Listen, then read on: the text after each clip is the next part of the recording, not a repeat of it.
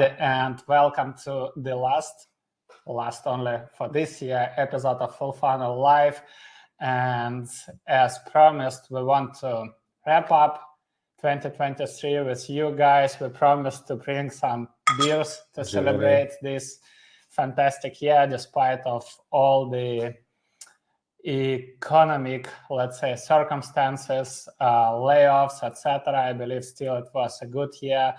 And we want to share with you the learnings. We want to show you also, guys, the behind the scenes of the state of Fullfunnel research, which we didn't publish yet just because we were working on the new website. So the website comes soon and we'll publish that report, but you'll see the structure, you'll see all these insights.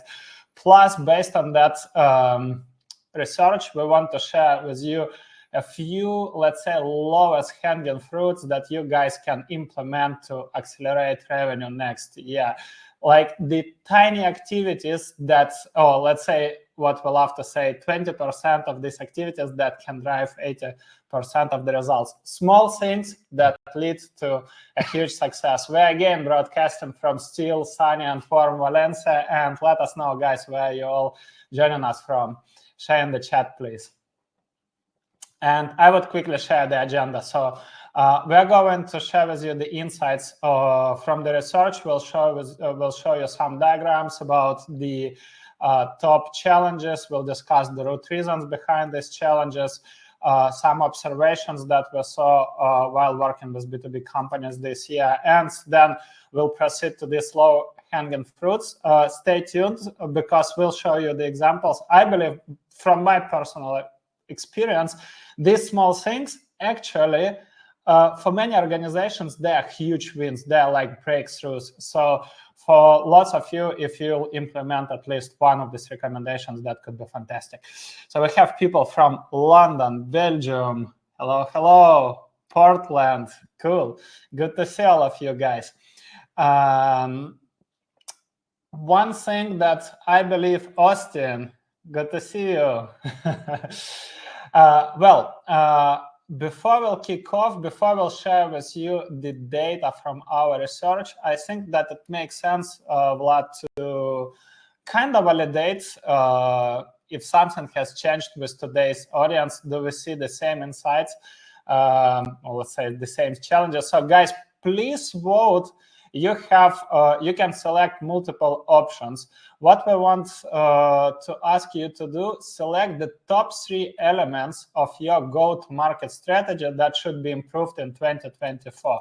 We're just wondering if basically the things that you believe you need to improve or your organization needs to improve are the same as we saw while running our market research.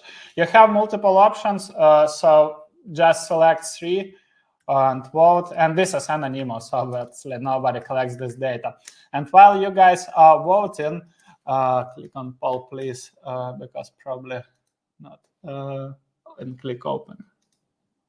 Okay, now you can vote, guys. Yeah, sorry. Always a technical issue. So please select 3 items and vote. Again, it's anonymous, and we'll see if that correlates with our research. And while you are voting, again, I want to introduce to you our sponsor of today's episode, a company called DealFront. DealFront is a leading European intent data provider. I mentioned them in the past few episodes. And, we can talk a lot about intent data. There are multiple vendors, but I just want to mention what sets DealFront apart, the competition. This platform is fueled by European data in multiple languages. So if you sell in Europe, you'll get 3 layers of data with DealFront: market signals, website visitors, website traffic reveal, plus European Union company databases. And the best part that you shouldn't be worried about the compliance. DealFront meets European strict standards, ensuring GDPR compliance. So if you sell in Europe and you need a great intent data plus database platform, head over and get a free demo at DealFront.com. They are product-led growth company, so you can try it before you pay. The link is in the chat and in the episode description. So let's review the insights, right? Let's review your votes, guys. The first one is it's not structured, right? So let's. Yeah. Do you know why? I don't know why, but let's look. Probably we can see which was the layouts. Maybe. No, that's not it. No, we need to check. It's like these two are positioning and value proposition, to articulate your value and differentiation, and sharing the first place with understanding the buyer journey and aligning marketing and sales content and activities with the buyer journey. So these are the top two, and then just a little bit fewer votes for clear ICP, including account qualification, tier segmentation, buying committee enrichment. This was the second one, actually sharing the second place with account research and personalization of our offers to the every buyer committee member. So these are kind of the top challenges or the top priorities that people have to improve in the coming year. Thank you everyone for sharing. This was cool, because let's see how this actually is in line with what we have found out when we ran our initial research at the beginning of the year. Yeah, so let's share the screen and let's review the insights that we have collected. All right, let's do that. Okay. So as promised, you guys can see the behind the scenes of the unpublished research, which is huge. We gained as much information as possible. So I think that you probably can see all the data. So I will be sharing with you the most important, or let's say the actionable insights. And the first one, so maybe let's start immediately with the executive summary, right? So we spoke in total to 158 B2B tech companies located in North America and Europe, and later we'll show you the data so you can understand what was the size of these companies, the geographical distribution, etc. But basically, if we look at the top challenges companies shared with us were like generating pipeline and revenue, budget and resource constraints, and economic climate, and demand gen and content strategies. And if we'll match with just the survey, with the poll that we just did, right, they are very matched, they are very intertwined, right? So if you look at the next part, that marketers wanted to improve the following three parts of their GTM strategy: revenue, pipeline, positioning, and UVP, alignment, and shared playbook. Like literally the same what you guys just voted for. And there are a lot of root reasons, so I probably think that we can quickly go through everything. And let's navigate to the specific replies that people provided us about each of the challenges. I think that everybody could resonate with it. So the selected quotes, right? Generating pipeline and revenue. So one of these was, our most difficult challenge is generating enough qualified sales accepted leads to meet our sales team's ambitious targets, creating a predictable pipeline of enterprise deals, converting leads into actual revenue generating opportunities is our main challenge right now. So obviously in that report, we also provide the root reasons of each of these reasons. So maybe what we wanted to do today is quickly cover these root reasons just to give you an idea, right, why this happens and where you should focus, and then we'll switch to these lowest hanging fruits. So let's cover the first one from your point of view. Why does it happen, Vlad? Yeah, so actually what's very interesting is that we did a study on the one hand of the biggest challenges and the areas that people want to improve. And then we also asked people like, okay, where do they feel they're doing well and where do they feel they need to improve?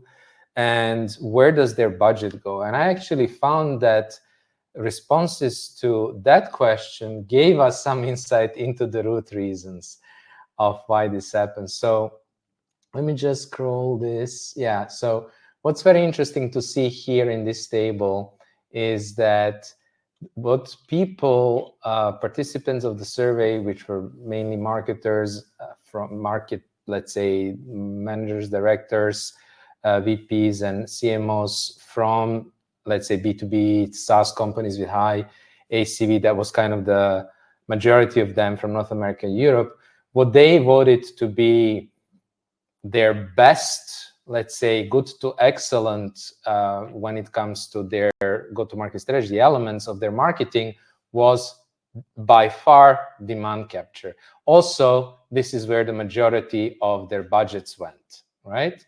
And then on the other end, what you see in the table on the right-hand side is that when it comes to, let's say, the least, the areas that maybe they're not doing well, they're not happy with, they want to improve, ABM, deal expansion, and customer marketing. And I think these results already tell the story, right? So what is the story that we uncovered? That obviously it wasn't an easy year. We started immediately in Q1 with slash budgets. We have seen this was coming up as a top priority. And then the majority of those budgets went into demand capture. So what was happening, that demand capture, so direct ads on Google, mainly, predominantly, and maybe some directories, such as G2, Capterra, etc., became, of course, super competitive. So you had like a lot of companies fighting for a smaller market because the demand went down because it was kind of a difficult period. And then like competition went up. So what this meant on the one hand is that more companies were fighting for a smaller piece of the pie. And because they weren't doing as much demand generation, what was happening is that not only that the cost of acquisition went up and the conversions and the win rates went down, but also when you're just focusing on demand capture, what happens is you kind of have a commodity position. You're one of the many, right? So you're hoping that people and the companies who are in the buying mode right now are going to see. You're kind of like hoping this is what demand capturing the existing demand is all about. But then like what happens when people are already at that stage, and you had competitors who were doing demand generation, who were already positioning themselves to the buying committee members of your target accounts, is you will maybe be selected for the consideration set. Well, first of all, your chance of being selected for the consideration set is going to be smaller because they had that advantage over you. And then second, you're probably going to be selected as a kind of okay, we need to have 3 or 5 vendors because that's our procurement. And okay, we have selected these 2, but we need another one. So that's unfortunately what happens often, right? And so they're looking at these demand capture ads, and you're one of the many, and okay, so let's also add them. So that's on the one hand, right? And what we see on the other hand, when you're in a situation like this, and we're still in a situation which is similar, is that the actual biggest opportunity is not in acquisition, because demand went down. If you're not doing demand generation, actually the biggest opportunity is in expanding existing deals, preventing churn, especially of high value accounts, and expanding the deals with existing accounts that have the value. So this is what you can see that the majority of companies are not doing. So when you combine this all, I think this gives already a pretty good picture about why we are having difficulties generating the pipeline. But actually, what is interesting? These insights led me to kind of match it with the conversations I'm seeing on LinkedIn. So recently I was tagged in a conversation like, what is more important, demand generation or demand capture? And this year I've been tagged in multiple discussions like, what is more important, account-based marketing or demand generation? And we have a lot of thought leaders on LinkedIn who are promoting, or let's say who are putting one motion against another. And from their perspective, I totally understand why they're doing it. They want to sell their product. Actually, everybody wants to get some money. But being business-wise, it makes zero sense, because to capture the demand, you need to create the demand first, right? If you are not operating in mass market, if you're not selling mass market product, but even if you do, still it's hard to capture the existing demand, because there are market leaders, right? And you're just one of many vendors. Now, you need to, first of all of you know that most of buyers are not actively buying, right? And the first thing that we need to do is to attract their attention.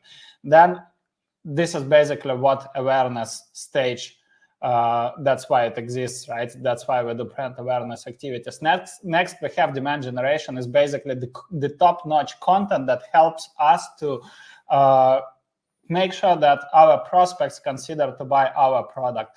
Then we have demand capturing and activation, and this is where all companies focus on, which also proves the fact that we are still living in the lead generation world.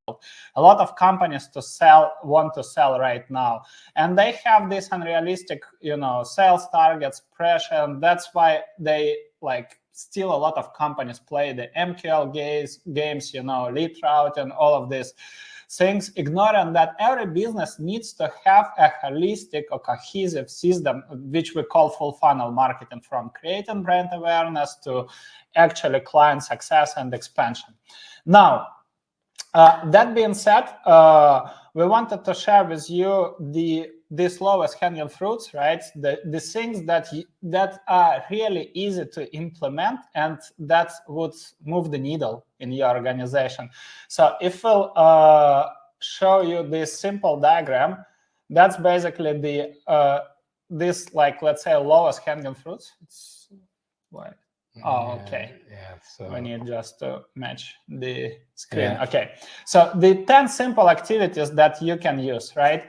And we'll share with you a few examples. So probably we quickly skip the first two, the sales pipeline velocity and joint planning, because we had an episode about this 2 weeks ago.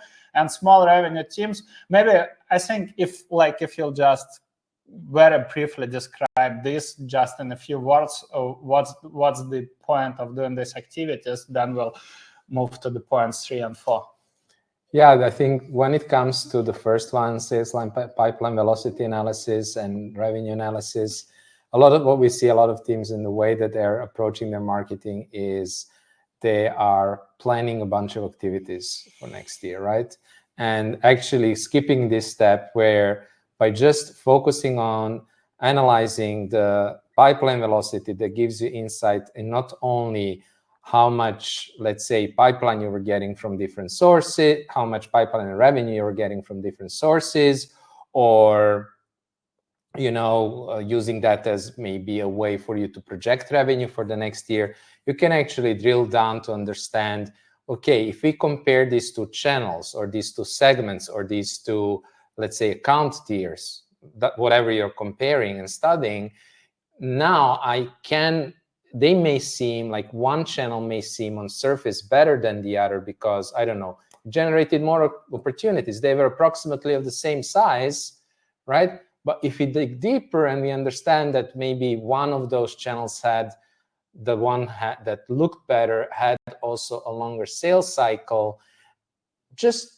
15 days, I think that was the example that we used, and then had a slightly lower win rate, suddenly you see that there is more than 30, it was 50%, I think, difference in the actual pipeline velocity that actually translates into revenue. So it's actually really understanding and comparing in the right way the different options that you have, or the different motions, or the different channels, or again, different segments, tiers, etc. So this is something that is really important. And then next to that, once you start understanding that and start to plan based on these insights, it's also important to do this together with sales, because the worst thing, and it's such a big and hairy problem, right? Sales and marketing alignment. And I don't mean sales and like the fluffy stuff that you can read about online, but real alignment on okay, who are we going to go after? Who is going to do what? Having clarity on the same target, not like what we see in a lot of organizations, one team doing and not knowing what the other team is doing, etc., but actually like being very clear on the same targets, same, using the same messaging, and then also knowing who is going to do what to generate demand, capture the demand, to warm up those target accounts, and then activate them, etc., etc. So it's kind of covering the first. And you know what is the beauty of it, what I just wanted to drop 5 cents, is that both teams look at revenue metrics, because sales pipeline velocity formula is very simple, right? Sales qualified opportunities multiplied by your win rate, multiplied by your ACV, and divided by your sales cycle length. So you see your revenue forecast, your realistic revenue forecast based on the current metrics. And now what we mean by joint planning. Okay, instead of, because every company thinks we need to generate more sales qualified opportunities, but what's the point of generating more if you see consistently decrease in win rate, right? And that's what Vlad was sharing, comparing channels, comparing programs, etc. So maybe it makes sense to focus on it, and then both teams start thinking, okay, what should we do to increase our win rate, right? Or what should we do to decrease sales cycle length so we'll generate more revenue this year and hit our revenue targets? Or how can we go up market to generate more tier 1 sales opportunities, right, to hit our revenue quota without generating more leads, right? Like that motion. And then you can just do a simulation. You just change the metric. Let's say your win rate was 15%, you change it to 25, and you immediately see the impact on your revenue trajectory, right? Sales pipeline velocity shows you how much money will you generate with that change. And that way you can start working on these different revenue metrics instead of, okay, so we have this problem, marketing would wear their pink glasses and do something, right? And then sales would do whatever they were doing for years, right? That's the first thing. And the second one is actually, right, starting with, this is what we call small revenue teams. Joint planning is the first step, but then not everybody should be involved. If you're involved, let's say you have, 25 sales reps, and then you have 10 people in marketing, and then you bring 25 people to the meeting, it will be a complete disaster. It's just like everybody would have an opinion, you'll have endless discussions, and you'll never get on the point. Start building the small revenue teams. This is what we described in the previous episode about launch and pilot ABM. The approach would be the same. Define just one marketer and one sales rep who would focus on specific channel, on specific vertical, and they would be analyzing the data for that specific market and start thinking together, okay, we are in charge of, let's say, EMEA or North America. What should we do to improve our pipeline velocity, improve our revenue metrics, and what programs should we execute together, right? That's one of the most important steps. Would you add something? Yeah, I wanted to kind of also comment on a comment or a question from Philip here. Phil, he mentioned, what do you think about the demand management office concept that builds the bridge between demand generation and demand capture, and etc. So I think when we're talking about siloed teams and getting the alignment, I think like especially for larger organizations who have siloed marketing teams, this is another point that's very important. I think like Phil kind of like addresses that. This is like really a key. So not just getting the alignment between sales and marketing, but also getting an alignment between your field, demand generation, demand capture activities, and people and content, which is very often, for some reason, completely siloed functioning in companies, creating a lot of bottlenecks, and unfortunately also not creating maybe the right type of content that actually makes an impact on the buyer journey of your target accounts. So I think getting also that alignment when you're planning, and not only on the big level of, okay, what are we going to focus on next year, but really from quarter to quarter, as you're planning your highest priority, activities for that quarter, you're having some goals, really aligning everybody. So if we whatever we are releasing something, launching something, we want to communicate specific messaging in the market because of whatever business reason that you have and customer insight that you have gathered, like then making sure that field is communicating about these topics in whatever via events or whatever they're running, and then the content is being there created and repurposed hopefully, and demand is using the same thing, and that these teams are actually working together when it comes to the execution, which is unfortunately a lot of companies, these teams have become siloed. And actually, this is what we see in the comments, what Peyton and Kari mentioned. So Peyton said about sales marketing team, sales seems to own everything, the process, definitions, etc. While Kari mentioned that in her organization, it's completely different. And indeed, we see in most cases, sales really leads the process, but in some organizations, obviously, marketing leads it. But the problem is, again, we just put in one function against another. The same what's happening on LinkedIn. What is more important, demand generation or demand capturing? What is more important, ABM or demand generation? Like marketing, it's, guys, I always give that example. I've been playing football all my life, right? And ask any, I don't know if there are any football fans here listening to us, but if you guys ever watched a football game, ask any football fan, what's the most important role on the pitch? Goalkeeper, defender, midfielder, or forward? Like, it's nonsense to compare, right? These functions exist because this is the only way how the team can win the game. You need all of them, right? And all of them have the same level of responsibility. They have the same goal to win the game, but they are in charge of different responsibilities. And the same is in business. It's not again marketing putting against sales, right? These are or client success, obviously, right? These are equal functions that help business to grow. They exist only to grow the business. And that's why that alignment is fundamental, right? We need to get there. So the few things that we want to quickly present, and let's go one by one, right? These small wins. The first step is, aside from two that we have covered, right? The pipeline review meeting. Like, it's so simple to implement, but like whenever we talk, I don't know any company that's properly implemented it, right? Have you ever heard about? Have you ever seen that company? The goal of the pipeline review meeting is really, really simple. You just like you have the small revenue team, right? And let's say we'll show you then the example of this. You have a revenue team, right? And this revenue team starts reviewing the pipeline and existing statuses of the accounts, cross-sharing the insights, the knowledge, the engagement, right? Because quite often, which leads to the second point, to the account intelligence, which we show later. So let's move to that one.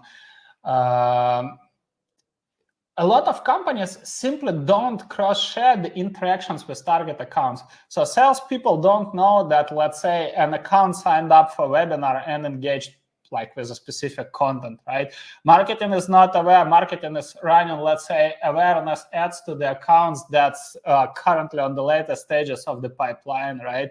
And quite often there is a mismatch. So a lot of companies deal with the account blindness.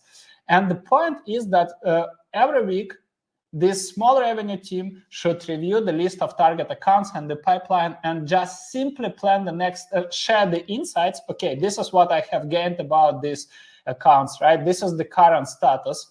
And next, what we can do next to achieve our goal. If that's net new revenue, how can we accelerate that opportunity, right? If that's expansion, what could be our next step? So it's all about planning the next steps together, right? This week, nothing happened. We try to do this, nothing happened. What should we do next? This week we had this win, right? Was it occasional, or is it something that we can leverage and double down on it, right?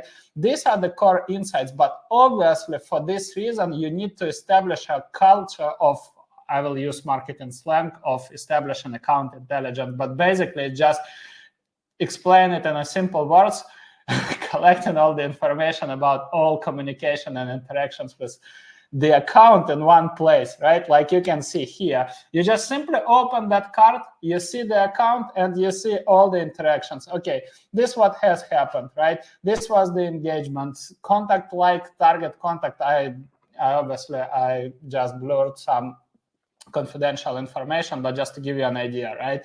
So that was the engagement. These are the insights that we have collected, that they have HR headcount growth, right?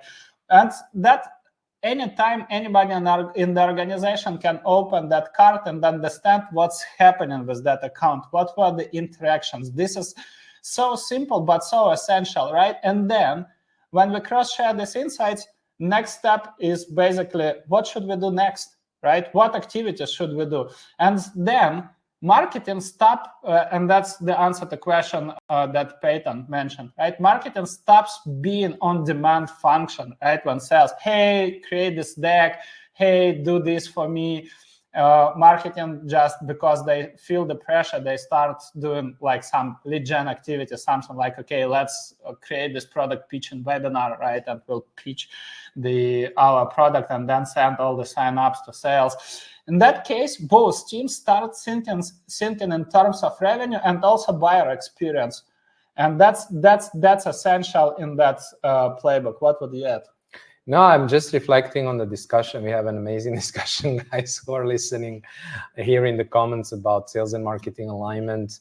And, you know, some people like Peyton coming from the place that I totally recognize, you know, sales-dominated organizations, which is like a lot of, let's say, high-ticket B2B companies are typically grown initially through a sales-led motion. I know this might not be the case with your company, Phil, but a lot of the other companies are. And then they become also sales-dominated.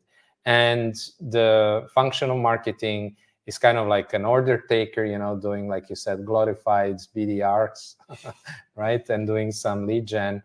And, you know, it's I just don't want to acknowledge how hard it is to move away from this place. It's like a lot of change management and culture work, etc. So I just want to acknowledge that this is not easy. But I think actually what Andre was sharing right now are very practical ways in which you can start shifting that narrative.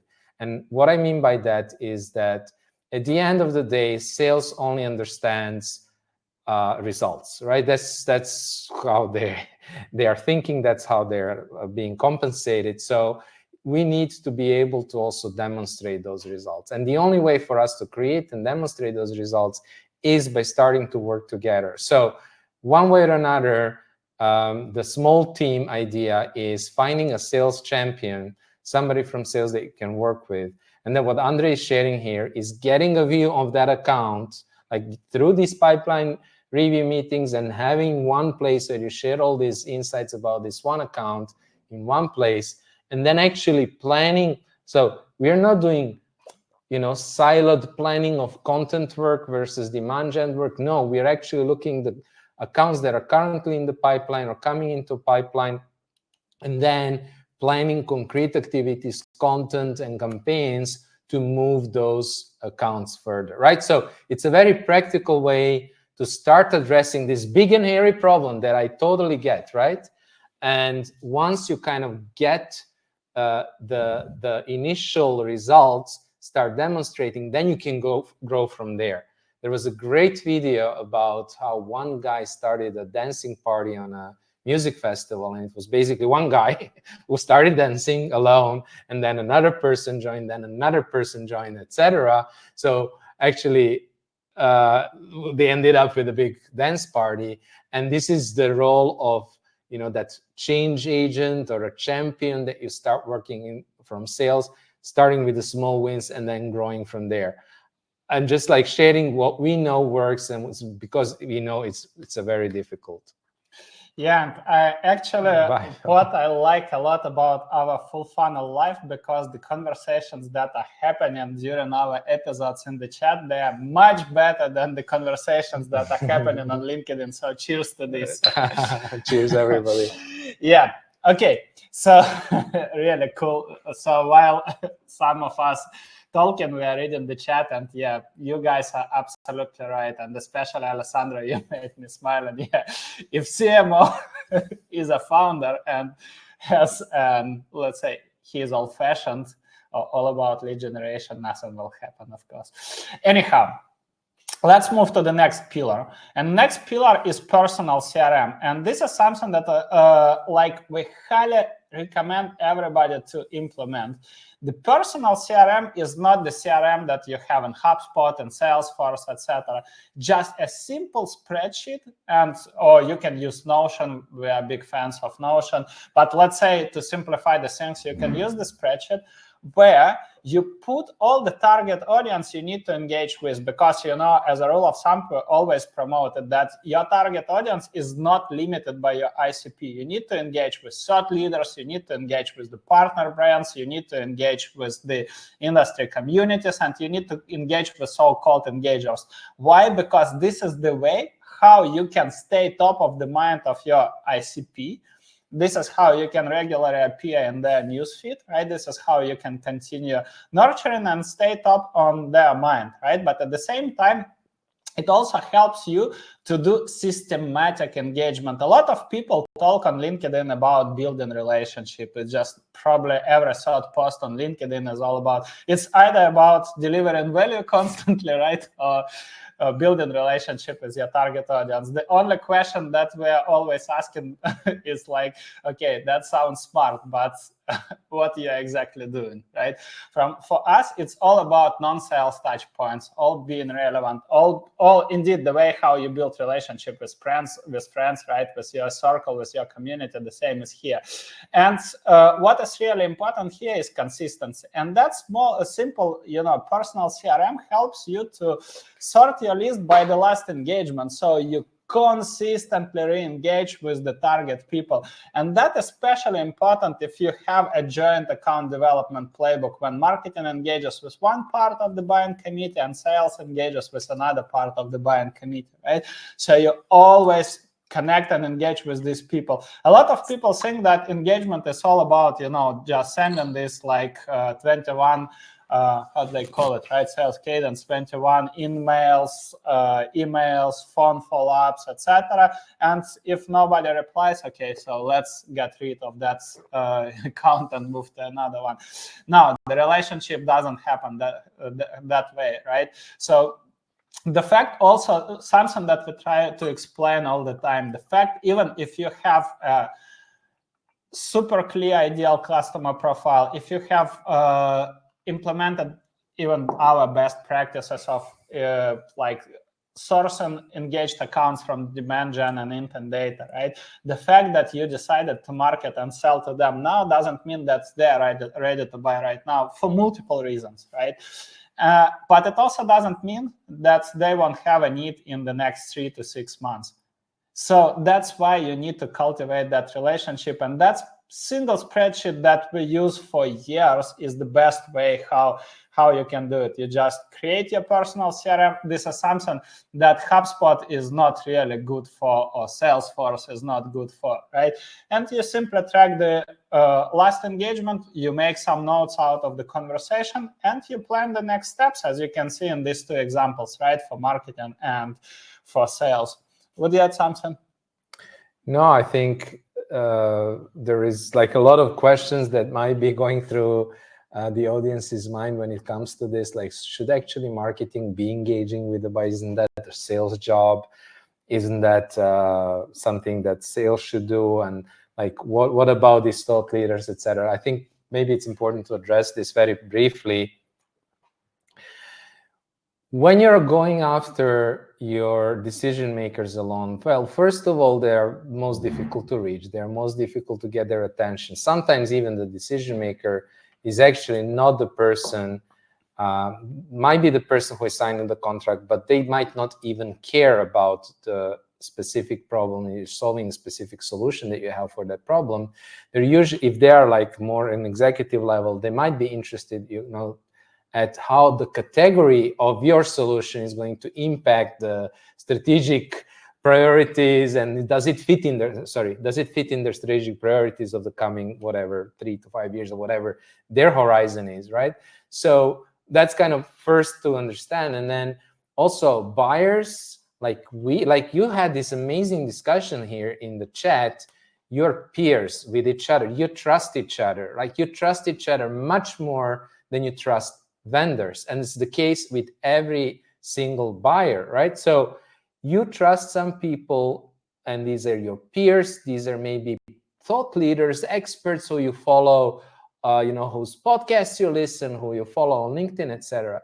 And that is the true marketing is about it's influencing the market or the ecosystem, whatever you want to call it, that influences your buyer. And I think this is like the big picture view of it, and the very practical and the easy win view of it is what Andrej just shared. Is like, okay, so how do you bring this like big vision into practice, daily practice? And I think it's just a very simple and very practical way. If each of us implement this, we are going to see over time, not immediately, but over time, kind of not just incremental, but like big leaps in the results. And I saw that question from Marcin, why you don't recommend HubSpot for salespeople. That was misunderstood. I'm not recommending the HubSpot. I'm saying that HubSpot is not good for the daily engagement, for creating a list of people with whom you need to engage on the regular basis and sort that list by the last engagement. HubSpot is really clumsy. It's a great system to create the sales and marketing processes, for the reports, for the general CRM, and it makes perfect sense to add whenever you have a real sales opportunity, then you put it into HubSpot, right? But for the daily activities, I'm just sharing my personal experience and my conversations with salespeople. Everybody who I spoke this year told me they hate HubSpot for the daily operations. It's just as simple as that. But it doesn't mean, just don't get me wrong, I'm not saying that it's bad. It's a great system for the general marketing and sales tracking, but it's not convenient for the daily interactions. Also, you don't want to add like thought leaders or peers who are not your target accounts. You don't want to pollute your CRM with that. I mean, I also don't like to add in our CRM. I only like to see real qualified opportunities, right? So I hope that answers that question. So yeah, let's move to the next small win, and it's all about stack ownership. And basically, it's like a lot of companies, and probably you guys all have a lot of stack, right? A lot of software in your stack. Intent data, like sales signals, market signals, whatever it is. The problem is that when company, and especially we have seen it with ABM vendors, right? Demand-based, 6 Sense, etc. Company purchases that software, and then the company assumes that everybody would use it on a daily basis and would leverage it, right? And the company would grow. In the real life, it never happens unless you'll define a clear, right? Until you'll set up clear responsibilities. Who owns a specific stack, right? How often that's, let's say, if that's any intent or data that software provides, who should track that data, who should qualify that data, right? Who should provide the insights in what format and how often, right? And to whom these insights should be transferred. Basically, you define the most important triggers for you and for your sales team, right? Next, you define the platforms that provide the signals, right? Next, you define one person per one software per signal, right?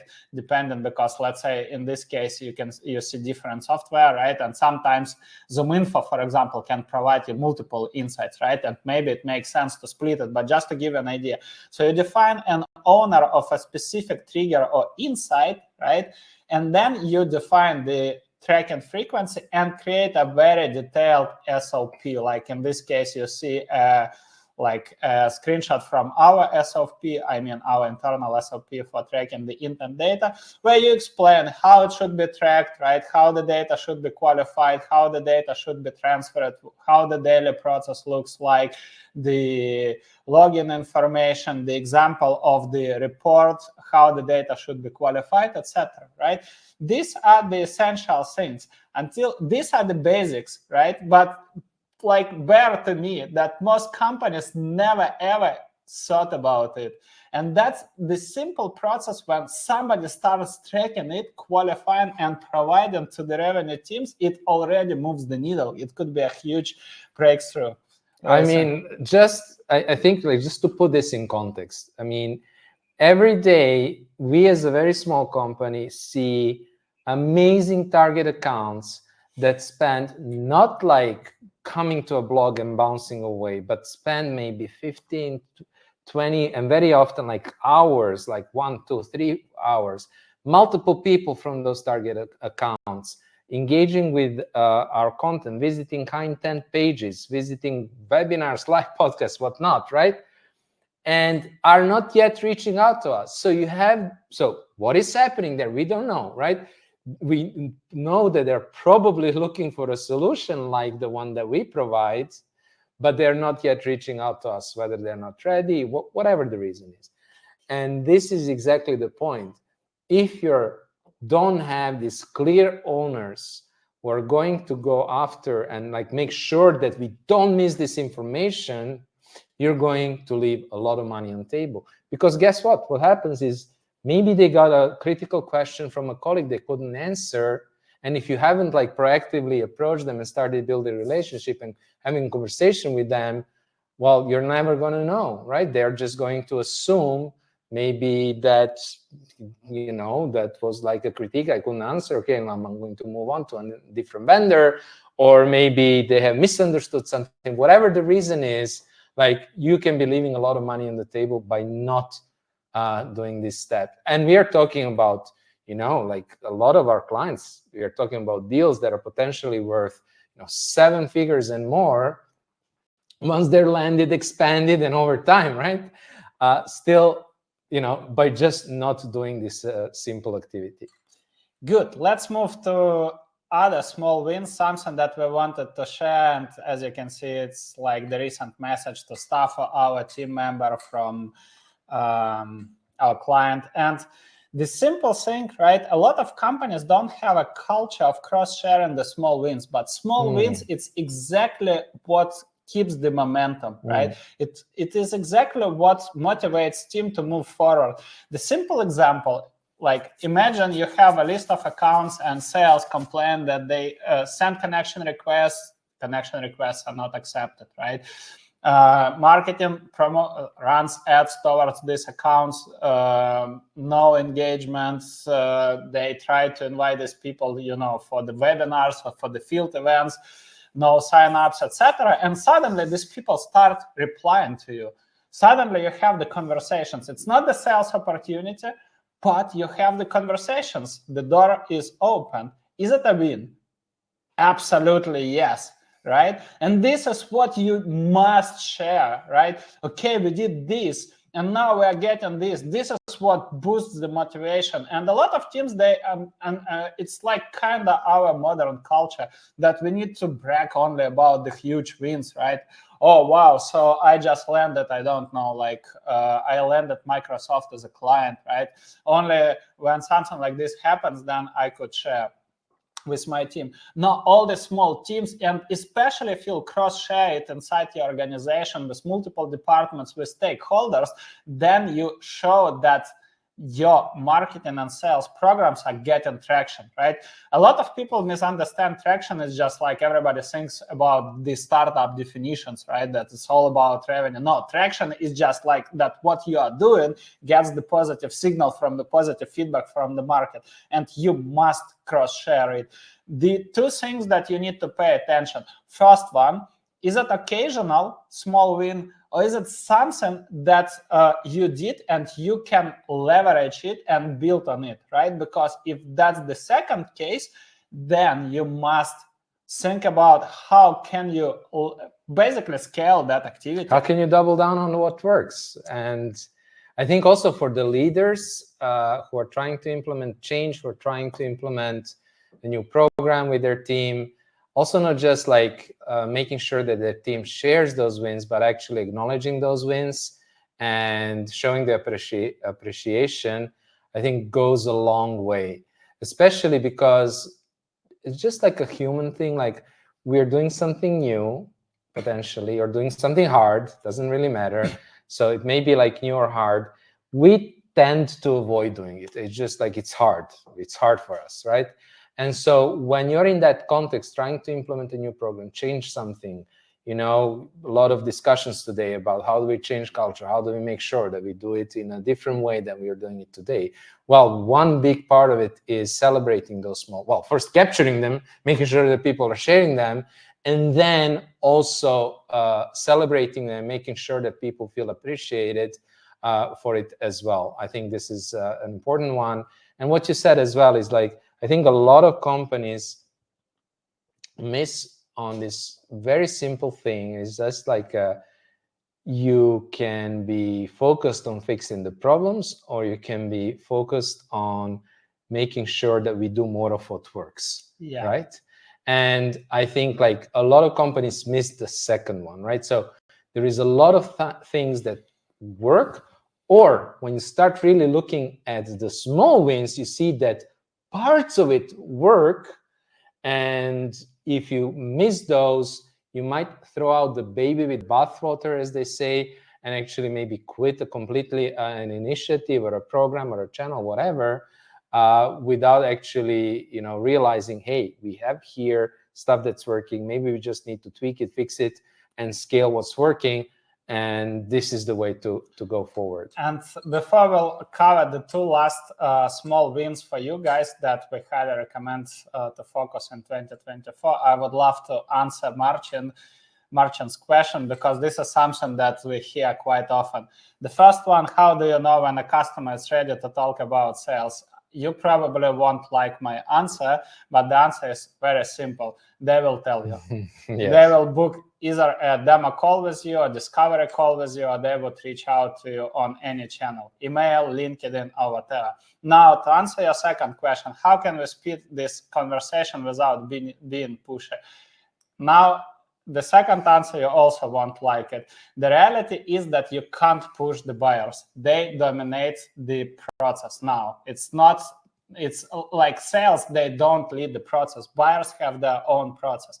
The only way you can accelerate it is when you generate demand for your product. As simple as that. When you not trying to push them, but when you do the progressive profiling, when you try to understand where they are currently in their buying process, are they aware of the problem?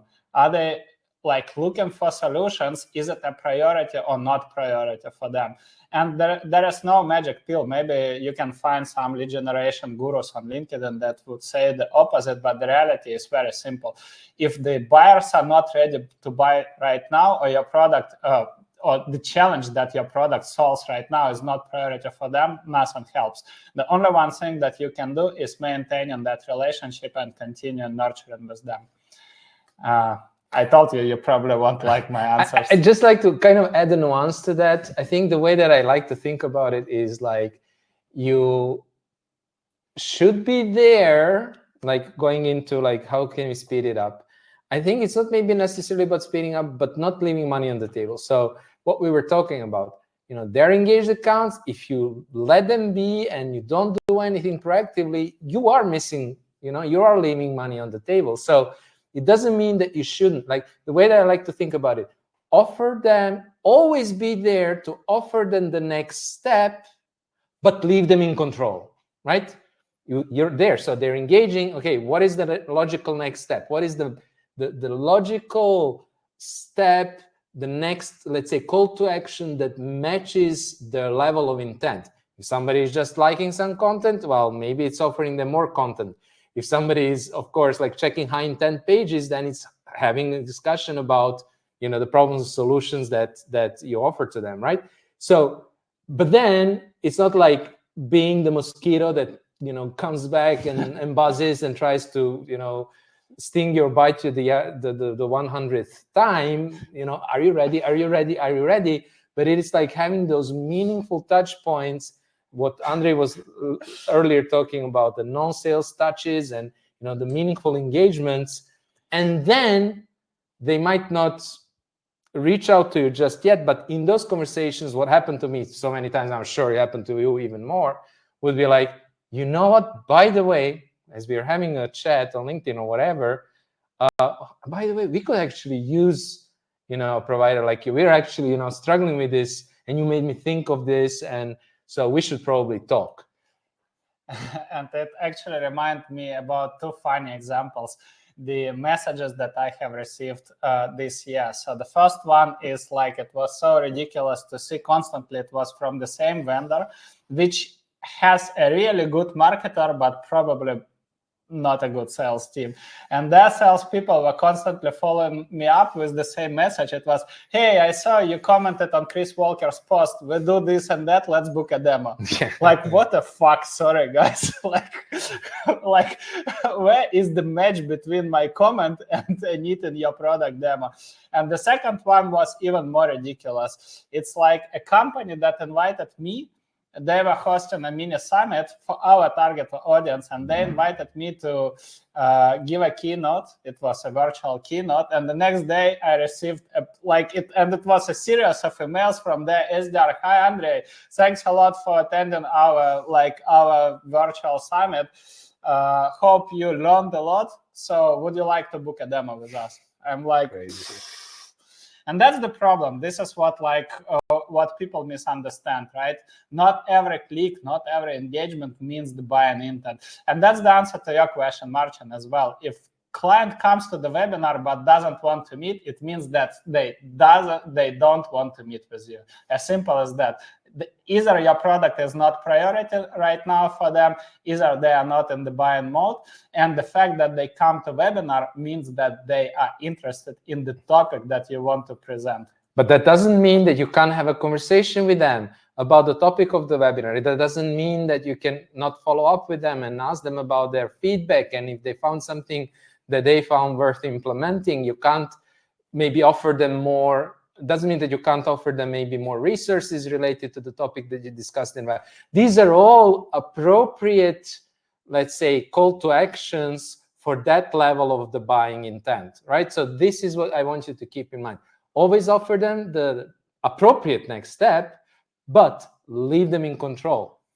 We have 3 minutes left. So yeah, because then unfortunately everybody would be kicked out from the room.